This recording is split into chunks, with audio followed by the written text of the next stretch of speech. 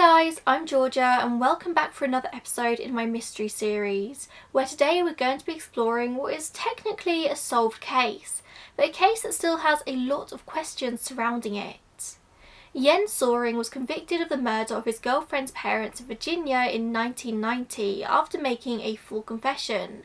However, he pled not guilty at trial, stating that he only made a false confession to protect his girlfriend Elizabeth Haysom, who he now says is the one who committed the crime. As the son of a diplomat, he wrongly assumed he would get diplomatic immunity. Jens was given 2 consecutive life sentences for first-degree murder, whilst Elizabeth was sentenced to 90 years for 2 counts of accessory to murder before the fact. Both of them were released on parole towards the end of 2019 after serving 30 years of their sentences, but to this day, Jens protests his innocence. He even wrote multiple books whilst he was in prison, a lot of them about life as a prisoner and life as a self-professed innocent prisoner. Since his release, Jens has set off on a mission to get his name cleared once and for all. Elizabeth Haysom has always remained relatively silent about her part in the case, and her story has remained pretty much the same since her original account. This is a fascinating case with lots of politics and legal proceedings and conflicting evidence in each pro and con column, and I'm very intrigued to see what everyone's opinions are in the comments. This one has been an absolute minefield to research and write about. There are so many arguments on each side of the coin and people feel very strongly about this case. We'll start with a bit of background on both Jens and Elizabeth. So Jens Soering was born the 1st of August 1966 in Bangkok as the son of a German diplomat, and as a result he spent his childhood travelling all over the world. But he did receive most of his education in the American South. At high school in Atlanta, Jens had been the editor of the school newspaper, he was in the school plays, he played guitar in garage bands, and he took multiple AP classes. He was, for lack of a better word, your typical high school nerd. And as a nerd myself, I don't mean that in any derogatory kind of way. He was smart, he wanted a good education, and he planned to get admitted to some of the most elite German universities. But then he got admitted to the University of Virginia as a Jefferson Scholar, a highly coveted and competitive scholarship, said to be one of the most highly selective scholarships in the USA. Only the best of the best got offered this, and Jens was one of those, so he accepted it. Elizabeth Haysom was born on the 15th of April 1964 in Rhodesia, South Africa, what is now Zimbabwe, but she was a Canadian citizen. Her parents were Derek Haysom, who worked high up in the steel industry, and Nancy Haysom, an artist who was related to the prominent high society family, the Astors. It took me ages to figure out where I knew that name from, the Astors, but eventually I figured it out. John Jacob Astor was the wealthiest passenger aboard the Titanic. That's how much money they had. Elizabeth had quite the teenage years, it seems. She was a wild child. She attended this fancy boarding school just outside of London, and she completely bombed her interview to get into Cambridge. So she blew off her A-levels and ran away to Europe with a female lover, and she travelled for many months partying and doing drugs. Eventually she returned back to her parents in Virginia, feeling a bit lost and not really knowing what to do with her life. But she does eventually get into the University of Virginia as an Eccles Scholar, another elite scholarship they offered. She was 20 years old by this point, so was starting university later than most of her classmates. And she would first meet Jens Soering at orientation, but it wasn't love at first sight or anything like that. They just didn't pay much attention to each other at first.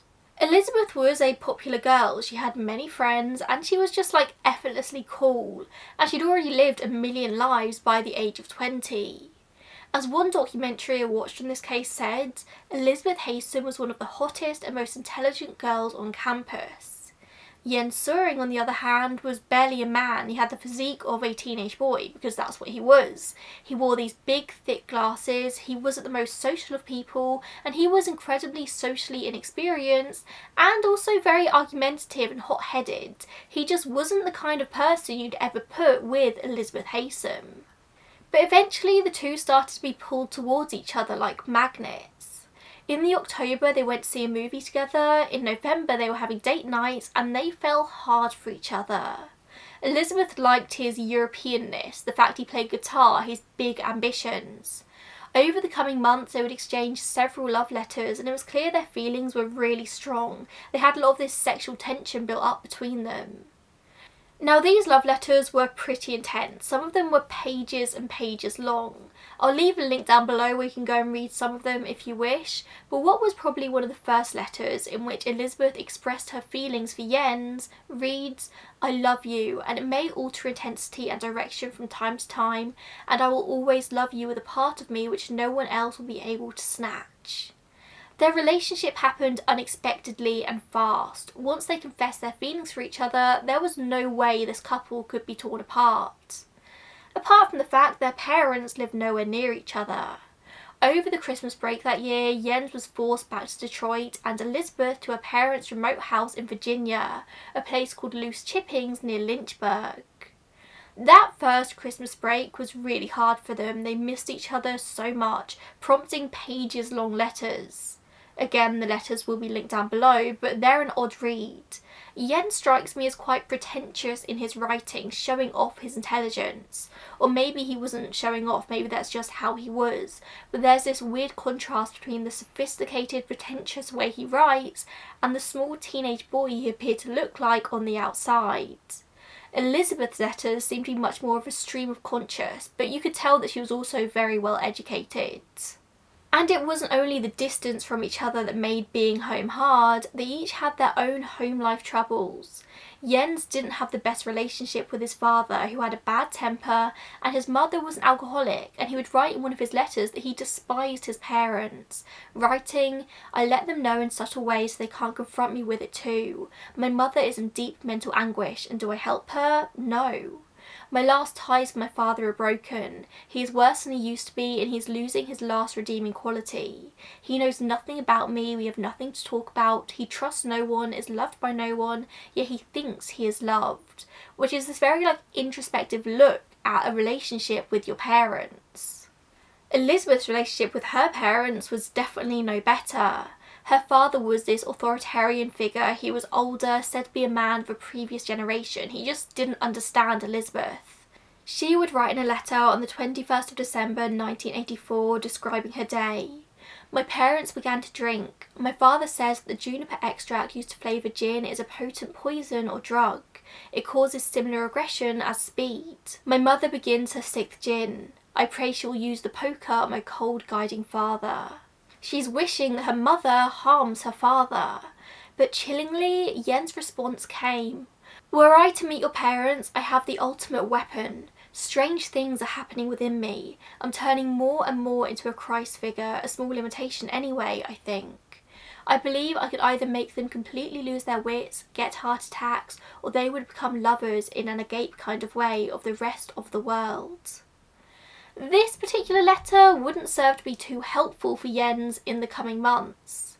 Elizabeth just didn't have a bond with her parents. They didn't understand her, she didn't understand them. She thought they were controlling and nagging, she just wanted to be left alone. And in coming letters over the months, she would spend a lot of time pondering on their deaths, counting down the days until she could leave for good.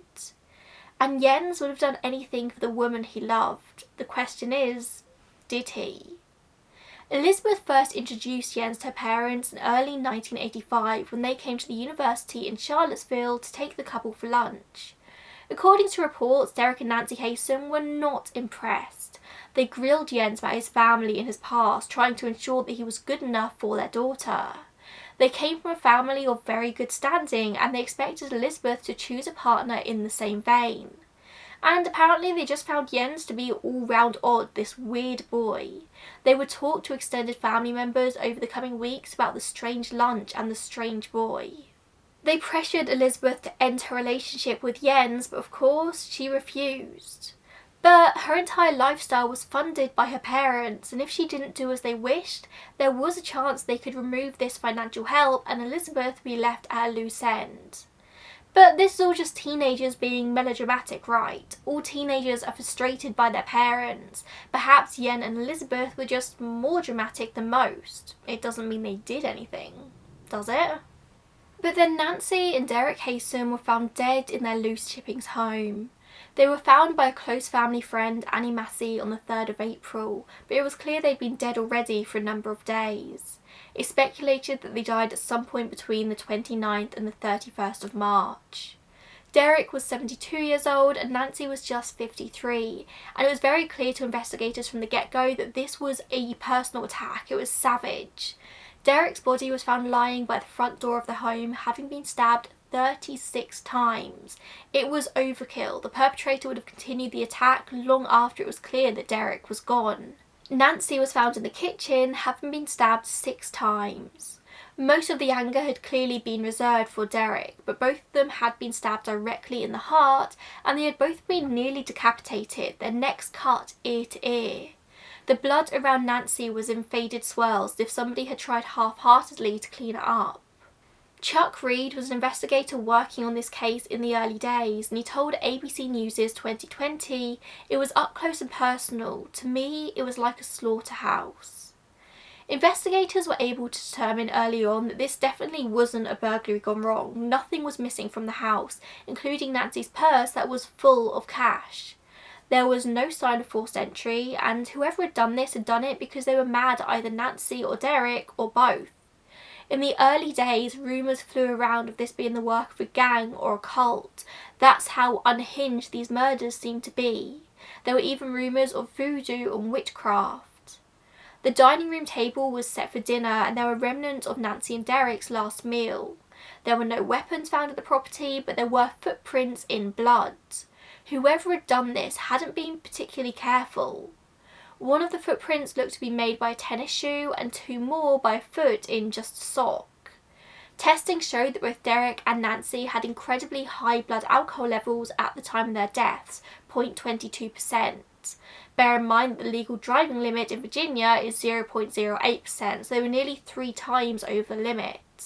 It seems Elizabeth's tales of her parents drinking very much had basis in reality.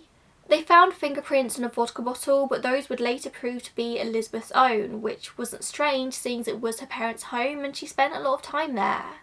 They also found quite a lot of blood, the Haysom's own as indicated by their type A and type AB blood, but also blood from other sources. They found a bit of type B blood on a damp rag in the washing machine, and several droplets of type O blood were found on the screen door and a few droplets in the main bedroom as well. This was 1985, before the DNA testing of today, so all they had to go on was the type of blood. They couldn't delve into it any deeper than that.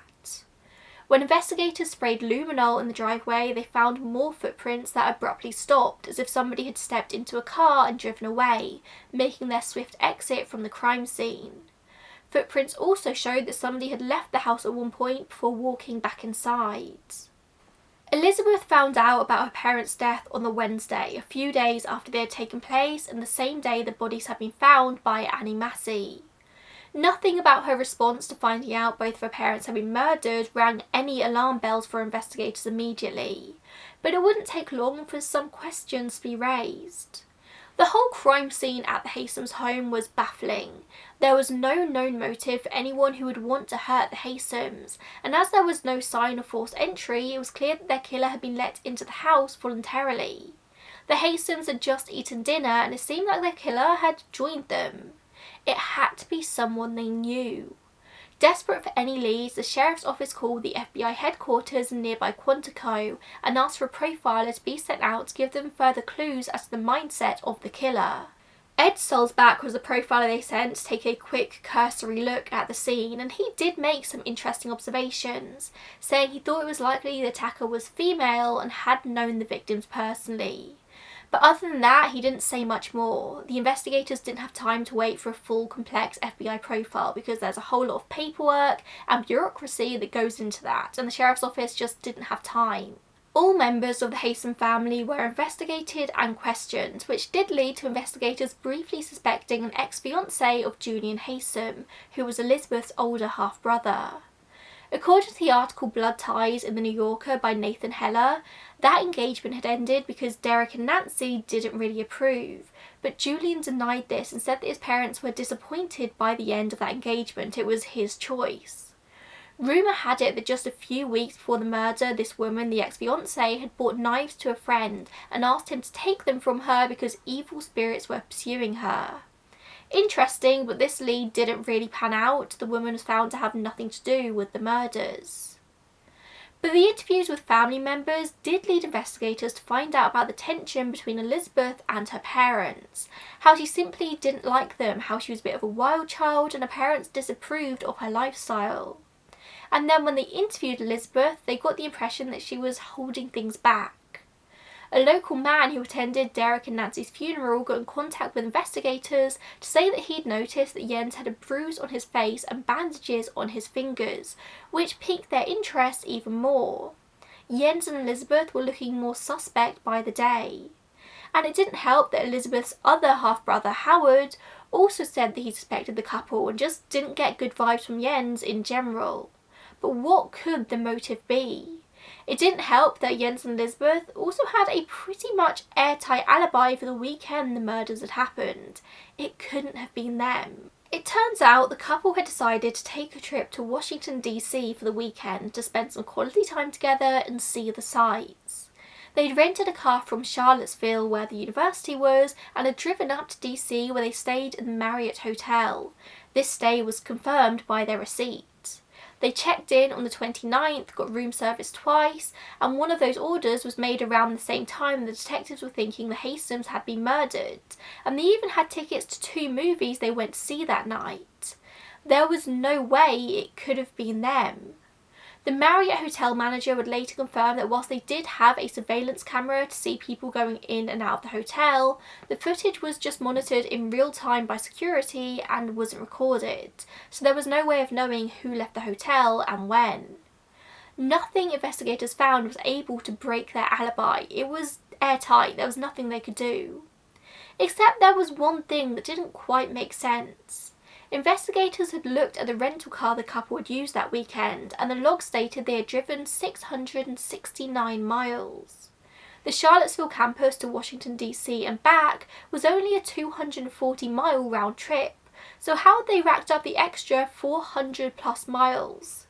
When questioned, Elizabeth and Jens just said that they had got repeatedly lost on the journey, and there's not really any way to disprove this or not. They might have been lying, they might not. But you know what kind of journey would equal approximately 669 miles? The trip from Charlottesville to Washington DC, and then to the Haysom's house in Lynchburg, and then back to DC, and then back to the university in Charlottesville. Again, very interesting to investigators, but it could have just been a coincidence. As I said, their alibi couldn't be broken. Also, not even the tiniest trace of blood was found in the rental car. This was the point when they really started to question if Jens and Elizabeth could have been involved, but Elizabeth was being completely open with them, happily providing her blood and fingerprints and answering any questions they had. That summer, the couple flew to Europe for a holiday before returning back to university for summer school. They remained inseparable, and when proper university started back up again, they basically moved in together into Elizabeth's house. Not long after this, Jens was called back to be interviewed by detectives once again. This time they asked him for his fingerprints, footprints and blood so they could eliminate him as a suspect. And he refused. He said that this would reflect badly on his father if it came out that a German diplomat's son was being asked to provide blood and fingerprints in a murder investigation. It would look bad if he was deemed to be a person of interest, saying it could lead to his entire family being deported. So he had to check with the German embassy before consenting to anything. So Jens leaves, and then a little over a week later calls the detective to say that he could meet in a week's time to give his prints and blood. But before he could do this, he disappeared. He left the country, leaving a note for the detectives explaining his innocence. He wrote, "I suggest that you continue your investigation as before. Undoubtedly you'll find whom you are looking for. As for me, I am afraid you must remain, as Officer Reed put it, only 99% sure of my innocence. From what Liz has told me of what you discovered at Loose Chippings, I can only say that I am incapable of such a thing." As you can imagine, him escaping the country catapulted Jens to the top of the suspect list. And Elizabeth, of course, soon joined him, and they would spend many months travelling around Asia and Europe together. The aforementioned New Yorker article describes how they allegedly intended to go to Thailand first to find Jens's birth certificate because that's where he'd been born, get married and apply for Thai passports, but that didn't quite work out as they planned. They did manage to get hold of false IDs, Canadian driver's licences, citizenship certificates and certified passport copies though, so that was going to have to be enough. At the end of the year they headed to Canterbury here in the UK, where they opened special bank accounts at Lloyds Bank to get cheque guarantee cards, special bank IDs that would let Lloyds honour bounce cheques up to £50. When these cards arrived several weeks later, they went to London, where they came up with a pretty ingenious and illegal plan to make money. They went round to all of the Marks and Spencer stores they could find, and one of them would buy a leather jacket for $49.50 using this cheque guarantee card. The other would then later go back to the store to return the leather jacket that they paid for by cheque in exchange for cash. They made £6,000 by doing this, and they used that money to open up another cheque guarantee account with another bank, and then they rented a flat on Baker Street. They continued with this fraud in different M&S stores across London, but on the 30th of April 1986, an employee got suspicious of their behaviour and flagged down the police. They were arrested for several offences of obtaining a pecuniary advantage by deception, fraud, and as they weren't UK residents, it was thought they would probably abscond if released on bail, so the court refused to grant it, and they were kept in police custody. As part of their police investigation into the crimes, they came across some documents that raised suspicions that they'd been involved in another serious offence in the USA. The documents in question were handwritten diary entries that referenced wiping fingerprints from an apartment and from a car, and another entry that suggested that Jens was worried about having left his fingerprints on a coffee mug. When asked about these entries, Jens said that the couple were writing a crime novel and the diary entries were ideas for a book. Not quite buying it, on the 29th of May, the London detectives in charge of this case called Ricky Gardner in Bedford, who is now the lone investigator on the Haysom case. Ricky promptly flies over to London with the Bedford County prosecutor to question the pair. They didn't have a warrant to do so, but a London magistrate ruled that they could question them over the weekend, and if they didn't find anything, they had to return home and let London get on with its fraud prosecution. Of course, by this point, police had found their real passports with their real identities, so everyone knew who everyone was. During his questioning with the US investigators, Jens did not have a lawyer present after signing lawyer waiver forms. He would later say that he only did so because one of the Metropolitan Police had threatened to harm him if he didn't talk, something the officer would later be forced to deny. Jens says that he did repeatedly ask for a lawyer.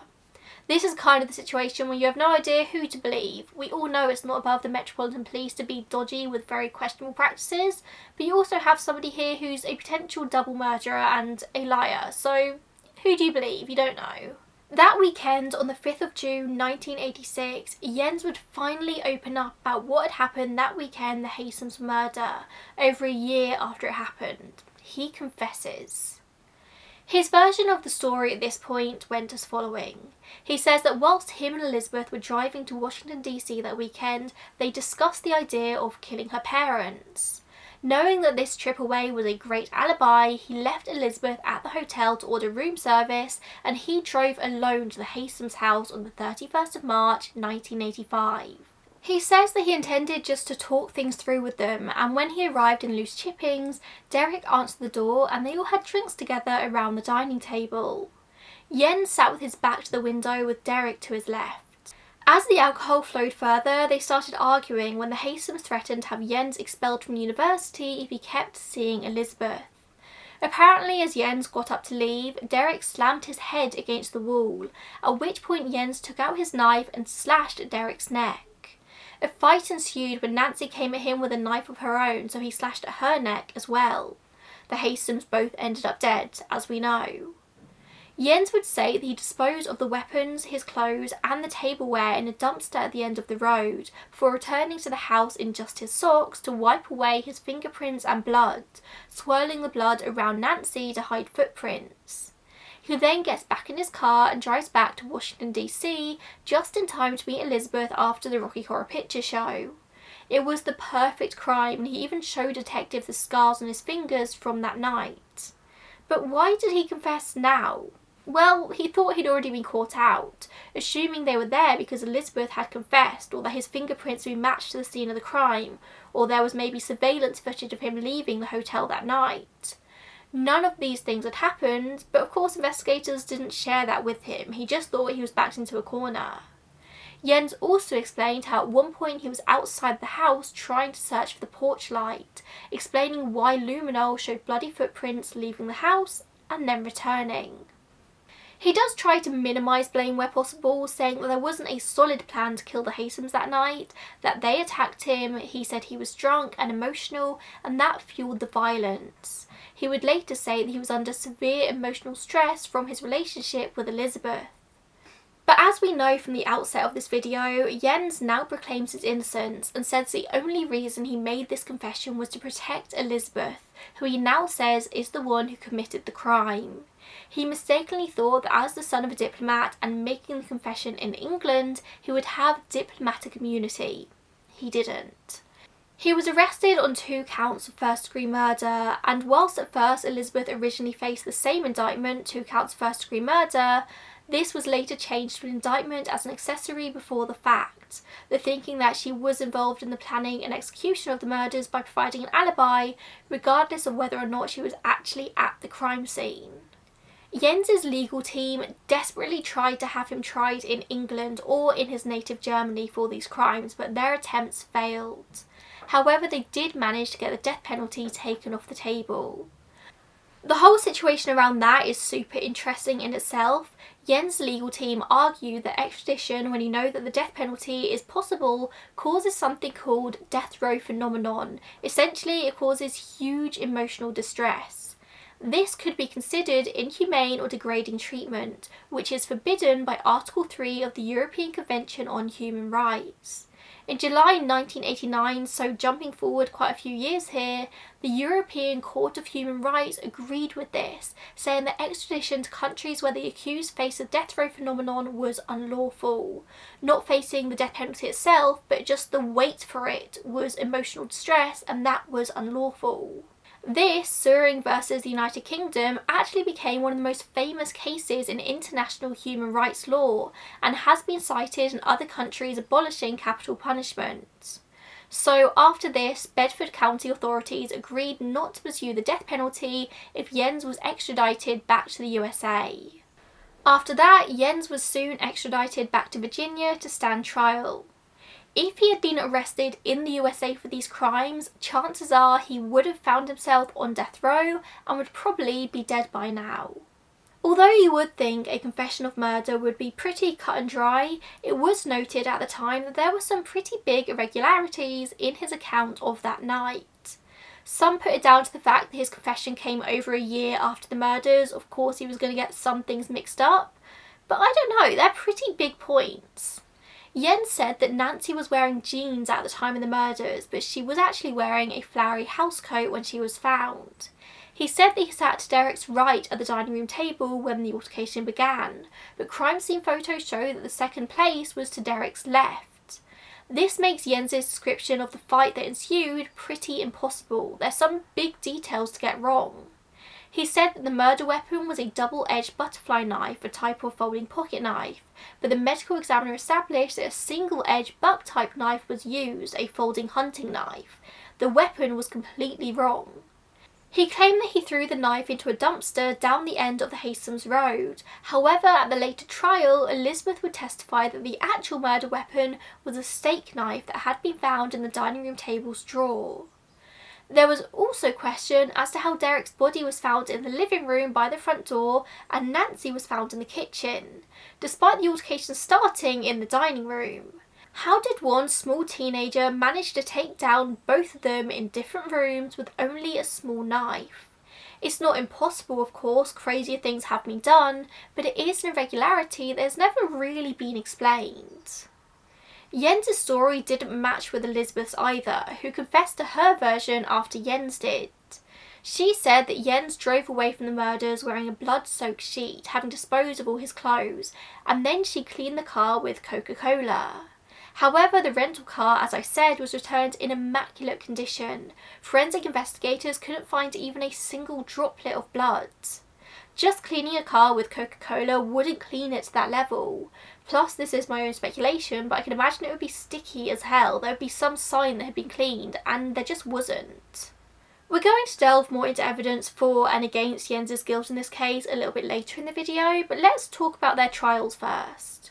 So both Jens and Elizabeth underwent psychological evaluations after their arrests, and Elizabeth was diagnosed with borderline personality disorder, whilst Jens was diagnosed with shared delusional disorder, or folie à deux. Folie à deux is a fascinating phenomenon in which two people share a delusional belief, the belief transmitted from one person to another. It's commonly found when two or more individuals live in close proximity, are socially or physically isolated, and have little interaction with other people. We know that for months, Jens and Elizabeth were wrapped up in their own world, in their relationship. They fed off each other, they communicated constantly, they were enamoured with each other. No one else mattered in their world, and their thoughts and delusions became each other's. That's what Jens's diagnosis said anyway. It seems that his team definitely wanted to go for some form of diminished responsibility defence, with the psychiatrist later saying that Jens was immature and inexperienced and had lost his personal identity in a symbiotic relationship with his girlfriend, a powerful, persuasive and disturbed young woman. Ultimately, this plan wouldn't work though, with people saying that his mental state at the time of the offence, in the absence of an insanity defence, was irrelevant. He still killed them. But whilst Jens was essentially battling for his life, Elizabeth agreed to extradition early on, and she pleaded guilty to her charge of accessory before the fact. With a guilty plea, there was no need for a jury trial, so she simply had a 3-day hearing and a sentencing with a judge. She expressed remorse and was given 2 45-year prison sentences in 1987, and would later agree to testify at Jens's trial. At one point in questioning, she did tell the Metropolitan Police that she'd committed the murders of her parents herself, that she got off on it, but she would later deny saying that at her hearing. By this point, realising that Elizabeth had thrown him under the bus, Jens retracted his confession in its entirety, but of course it made no difference to the proceedings, it was too late. At a pre-trial hearing, Jens claims for the first time that he only confessed because the Metropolitan Police had threatened him if he didn't. He claims he confessed under pressure and police kept ignoring his request for a lawyer. Him and his legal team were trying to get the confessions scrapped from the record to stop them from being used as part of this upcoming murder trial, but the judge ruled that Jens was lying about the threats and said the confessions could be used in their entirety. He's now claiming that Elizabeth was the one who killed her own parents, driving to Lynchburg without warning to do so in a drug-fueled rage. Regardless, he stood trial for murder, pleading not guilty from the 1st of June 1990, a trial that lasted for 3 weeks and was actually the first major trial in Virginia's history to be broadcast on TV. This was huge when it was all happening, so much so they actually had trouble finding a jury that wasn't entirely aware of the news coverage.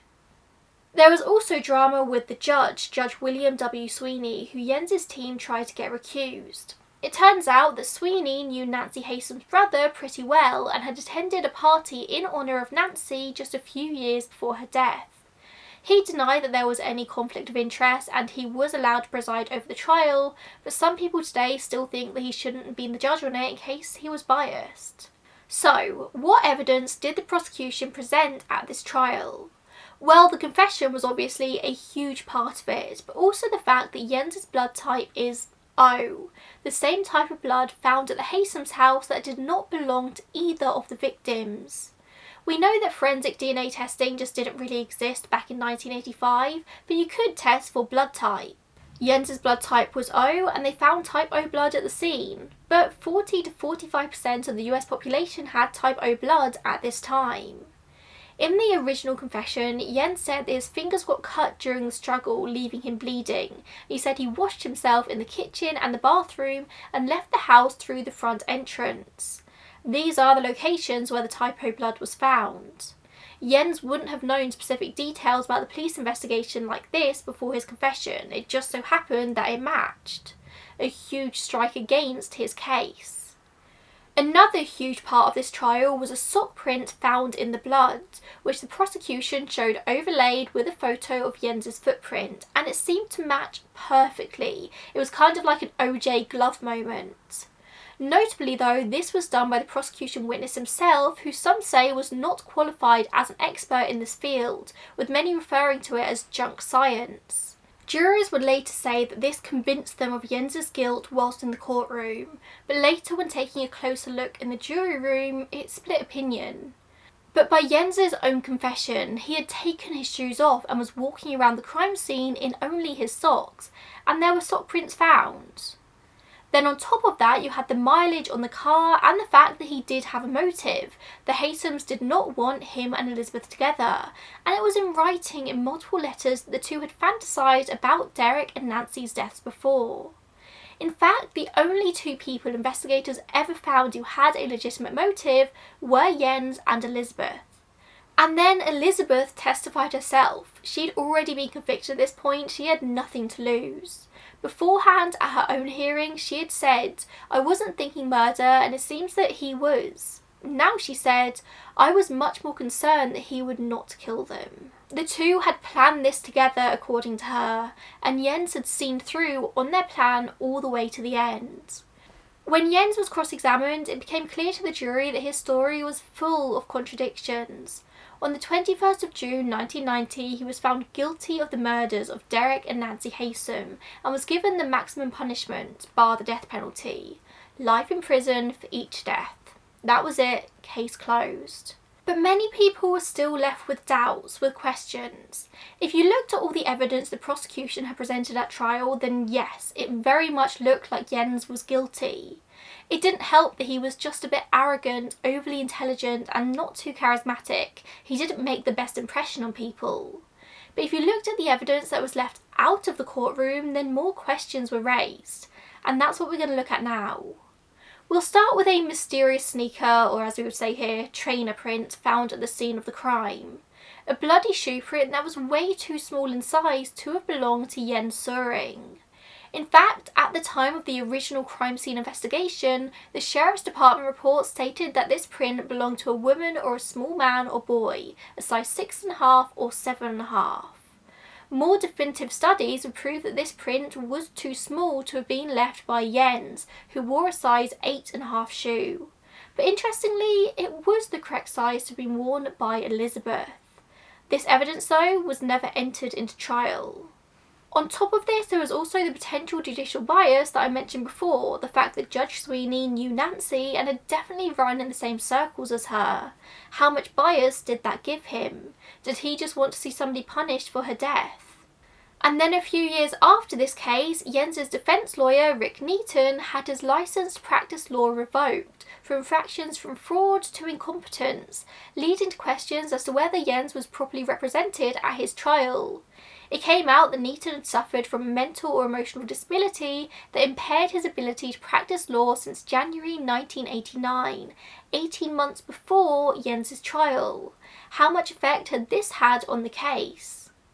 In 1995, Jens self-published a book called Mortal Thoughts, in which he talks about the case from his point of view in detail, and he describes how Elizabeth had been the one to kill her parents, putting the blame entirely on her.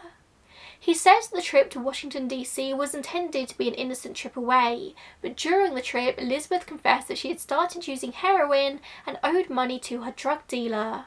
According to Jens, she said that she had to go meet him, but she had to go alone, so she leaves in the rental car to go meet her drug dealer and pick up more drugs. Jens said that he waited for hours for Elizabeth to return, but she never came, so he ordered some movie tickets, ordered room service as an alibi for her in case she needed to prove to her parents that she wasn't using drugs. Yeah, I don't know either. He said that Elizabeth returned back to the hotel at 2 a.m. wearing different clothes than when she'd left, and told him that she'd killed her parents in a drug-fueled rage. He said he only went on to confess to protect her, believing that he had diplomatic immunity. This all sounds a bit far-fetched, but we can't pretend that Elizabeth didn't have motive to want to kill her parents.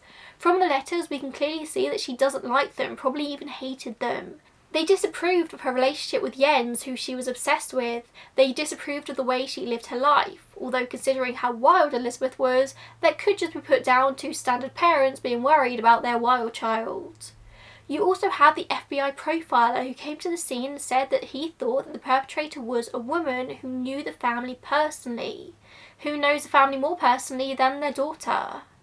We also have the fact that type O blood reportedly wasn't the only type of blood found at the scene of the crime. If your memory is particularly good, you may recall me saying that type B blood was found on a damp rag, potentially suggesting that 2 people were present at the crime scene. Elizabeth's blood type? Type B. I couldn't find too much reference to this in any of my sources, bar the fact that it was there, so I don't know how the authorities explain this away.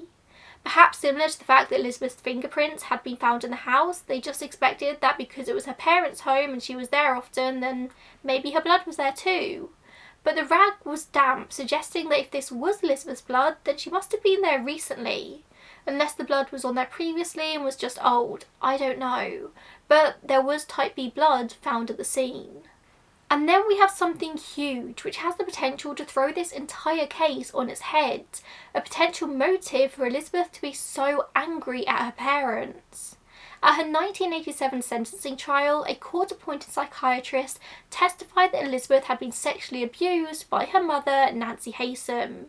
This matched up with the diagnosis she'd been given of borderline personality disorder, which has been known to be closely linked to childhood trauma and sexual abuse, although not always, of course. Annie Massey, the Haysom's family friend and the one who discovered them, testified that Nancy had taken nude photographs of Elizabeth and had shown them to her friends as art. On the stand, Elizabeth originally testified that she had indeed been sexually abused by her mother with her father's knowledge, but under cross-examination she retracted her testimony relating to this, so we don't have an answer either way. At this time in the 80s, sexual abuse was still a very taboo subject and something that was often tiptoed around. This would have been a huge potential motive. It would explain a lot of Elizabeth and potentially Jens's anger towards the Haysoms, but it was just kind of brushed past. Jens's trial, his attorney deliberately avoided all mention of sexual abuse to apparently avoid inflaming the jury. As I said just a moment ago, this was a huge taboo and something that wasn't really understood by the standard person. Even if it was mentioned at trial, you have no way of knowing how the jury would have responded. If this case were to be presented to a jury today with the sexual abuse evidence included, there is a chance that the crime could be explained away by this very emotional motive, a motive for Elizabeth to have been the one responsible.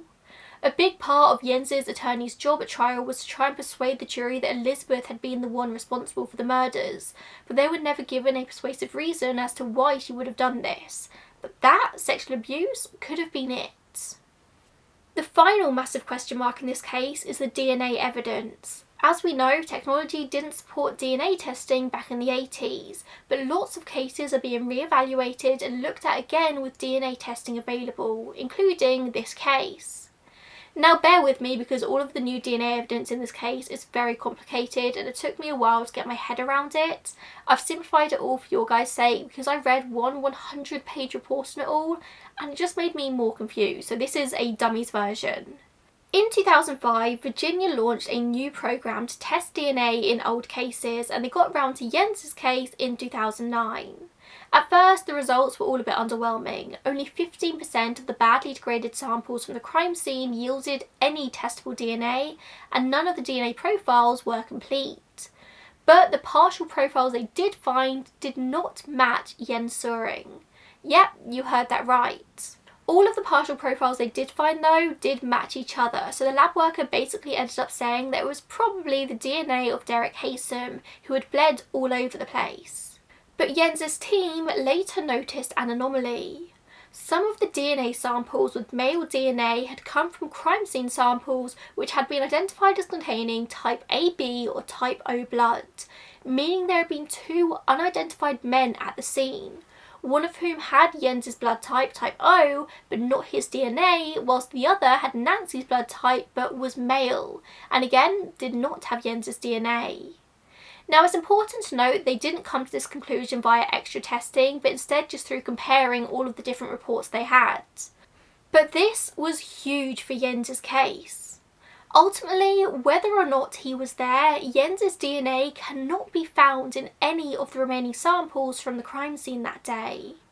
Really, apart from it being type O blood, which as I've already said, almost half of the US population has, there's no indication that anyone other than Derek and Nancy were present at the scene. At least this is what Jens and his defence team have claimed. Some experts fight against this so-called DNA evidence though, saying that DNA test results cannot be conflated with blood typing test results. It was found that 9 samples had too little blood on them to be tested back in 1985 for blood type, yet these same samples yielded DNA results in 2009. Whilst there were 8 samples that had visible blood on them sufficient for blood typing, but yielded no testable DNA, and all of this raises questions of cross-contamination. The bottom line is though, the DNA testing neither proved nor disproved that Jens was at the Haysom's house that night, and in a world where forensic and DNA testing is everything right now, that's enough to raise questions. This was all enough to attract the attention of the authorities. The main thing for me is that Jens fought for this DNA testing to be done. If he was guilty, why would he fight for something that more than likely would have proved his guilt? There was no way for him to know that the DNA would be too degraded to show full profiles. Maybe he just got super lucky. But it seems the authorities were thinking along the same lines. Jens's lawyer filed a petition for an absolute pardon, with the governor of Virginia citing new evidence of actual innocence. By this point, Jens had gathered a huge following of people on the outside fighting for his innocence and his release, reaching them through his books and through a 2018 documentary about the case titled Killing for Love. Interestingly, even a number of investigators who worked on the case originally say they now have doubts about his involvement, although the lead investigator still believes his guilt. Jens became eligible for parole in the early 2000s, but 14 requests were denied over the years. In 2019 though, the Virginia governor accepted the Virginia Parole Board's recommendation to release both Jens and Elizabeth, with the Parole Board stating, "The Parole Board has determined that releasing Jens Soering and Elizabeth Haysom is appropriate because of their youth at the time of the offences, their institutional adjustment, and the length of their incarceration. The release and permanent expulsion from the United States is an enormous cost benefit to the taxpayers of the Commonwealth of Virginia, and we have determined that their release does not pose a public safety risk to the community." As you can hear, both Jens and Elizabeth were to be released into the custody of ICE and were to be immediately deported back to their home countries, Germany for Jens and Canada for Elizabeth. Neither of them are ever allowed to re-enter the United States. At the time of his release in December 2019, Jens was 53 years old and had spent 33 years in prison for a murder that he claims he was innocent of. Whether or not you believe that is up to you. You might find yourself questioning why Jens would confess to a crime he allegedly didn't commit all those years ago, but false confessions do happen a lot more than you would think. It's a psychological thing, and everyone who does so has a different reason. Some people say they're threatened, others are protecting people, some just want the notoriety or they're mentally ill. Jens says he was threatened by the Metropolitan Police, but also that he thought he was protecting Elizabeth, the woman he loved. He thought he would get diplomatic immunity and wouldn't have to face trial in the USA. In statistics from the Innocence Project, who work on getting innocent people out of prison, they say of more than the 250 prisoners they've exonerated, 25% of them have confessed to crimes they definitely did not commit, the truth only being discovered through new DNA technology that proves their innocence. Jens has said that he wants a full pardon from the governor of Virginia, and he's hoping that he will reconsider his decision and grant him this pardon. But at the end of the day, the DNA test results are inconclusive. Even without the test results and all of the question around this case, chances are both him and Elizabeth would have been released on parole eventually anyway. Being model prisoners and decades after the murder, neither of them seem the type to recommit, but only time will tell on that. They're both still guilty of their crimes, they've just been paroled and sent home. Whilst Jens has been very outspoken about all of this, Elizabeth has stayed very quiet, and I actually don't know what she's up to now. She's just in Canada. Which is where I turn this over to you guys. What do you think of this case? I honestly have no idea where I personally stand, but I must say that I don't think this case would have stood up in court today based on the evidence they had. I don't think there's any way Jens would have been convicted today whether he was innocent or not. That's not to say I'm convinced in his innocence, I just don't think the flimsy evidence they had, a blood type and a sock print, would be enough. Without the confession, I don't think they would have been able to convict him back then either. Then again, this case probably wouldn't have unfolded the way it did back then today, because the DNA evidence would have told us the answer pretty quickly. Either Jens is very lucky the DNA was too degraded to provide answers, or he really wasn't the one to commit this crime. Do I think Elizabeth was also at the crime scene that day, if Jens was there, if it was even them in the first place? I think it's a definite possibility. If the sexual abuse allegations were true, then there's no doubt she had a motive, a very emotional motive. But we don't have any answers. I don't really feel comfortable giving an opinion either way in this case. I simply don't know. All of the evidence is so contradictory. Thank you so much for tuning in this week, and I will see you in the next one. Bye guys.